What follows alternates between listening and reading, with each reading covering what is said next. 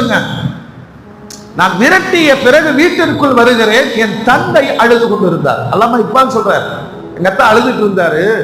நான் கேட்டேன், நீங்க எதுக்கு அழுகுறீங்க? ஒண்ணும் இல்லப்பா, மறுமை நாளில் ரப்புல் ஆலமீன் கேட்பான். ரப்புல் ஆலமீன் கேட்பான், பசியோடு ஒரு ஏழை நான் தான் உன் வீட்டுக்கு அனுப்பிச்சு வச்சேன். சில நேரத்தில் நம்மள்ட்ட யாசகம் கேட்கிறாங்கன்னா நம்ம அல்லாஹ்வுக்கு சுக்ரியா செய்யணும். கேட்கிறவன நம்மள்ட்ட அனுப்பிச்சிருக்கிறான். அனுப்பிச்சவ யாரு சொல்லுங்க? ஒரு யாசகன் இத்தனை பேர் இருக்கும் போது நம்மள்ட்ட வந்து எப்படிங்கிறான்? இருக்கிறத கூட அனுப்பி வைத்தவன் அல்லாஹ்.